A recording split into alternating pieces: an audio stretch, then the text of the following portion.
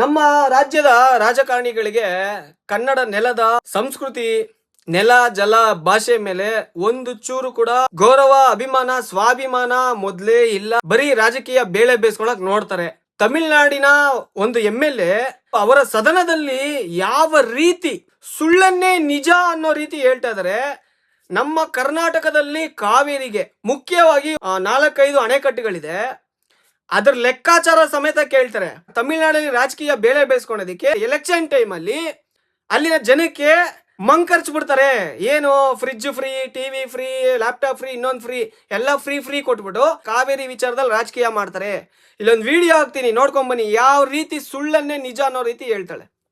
Proposed site for construction of Meketatu Dam is just 4 kilometers away from our state Tamil Nadu. 4 kilometer Krishnagiri Dharmapuri பார்டர்லயே 4 kilometre கட்டறாங்க. எதுக்கு கட்ட போறாங்க? ஒரு சொட்டு தண்ணி கூட தமிழ்நாட்டுக்கு வரக்கூடாது.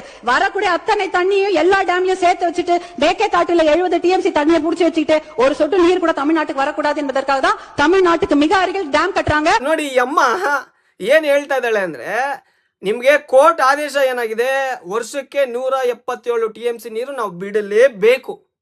ಅದನ್ನ ಯಾರು ಏನು ಮಾಡಕ್ಕಾಗಲ್ಲ. ನೀರಿಲ್ದೆ ಇದ್ದಾಗ ಯಾರು ಏನು ಮಾಡಕ್ಕಾಗಲ್ಲ.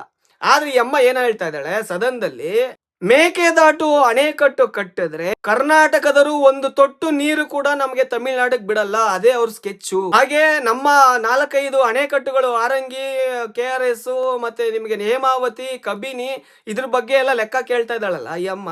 ಇಲ್ಲಿ ನಾವು ಬರೀ ಕಳೆದ ವರ್ಷದ್ದೇ ನೀವು ಲೆಕ್ಕ ತಗೊಂಡ್ರೆ 320 TMC ನೀರು ಬಿಟ್ಟಿದೀವಿ. 140 TMC ನೀರು ಏನ್ ಮಾಡಿದ್ರು ಇವ್ರ ಯೋಗ್ಯತೆಗೆ. ಇವರು ರಾಜ್ಯದಲ್ಲಿ ಒಂದು ಅಣೆಕಟ್ಟು ಕಟ್ಟಿ ಆ 140 TMC ನೀರ್ನ ಹಿಡ್ಕೊಂಡು ಜನಕ್ಕೆ ಯಾವಾಗ ಬೇಕೋ ಅವಾಗ ಬಿಡಕ್ ಇವ್ರಿಗೆ ಆಗಲ್ಲ. ಯಾಕೆ ಅಂದ್ರೆ ಇವ್ರ ರಾಜಕೀಯ ಬೇಳೆ ಬೇಯದೆ ಕಾವೇರಿ ವಿಚಾರದಲ್ಲಿ.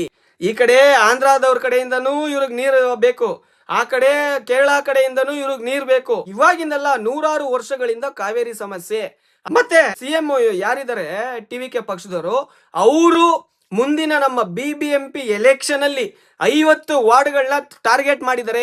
ಇದನ್ನ ಕನ್ನಡಿಗರು ಅಪೋಸ್ ಮಾಡಲೇಬೇಕು. ಈಗಾಗಲೇ ಪ್ರತಿಯೊಂದು ವಿಚಾರದಲ್ಲಿ ಇಲ್ಲಿ ವಲಸಿಗರ ಹಾವಳಿ ಜಾಸ್ತಿ ಆಗಿದೆ, ದೌರ್ಜನ್ಯ, ಹಲ್ಲೆ ದಿನೇ ಹೆಚ್ಚುತ್ತಾ ಇದೆ.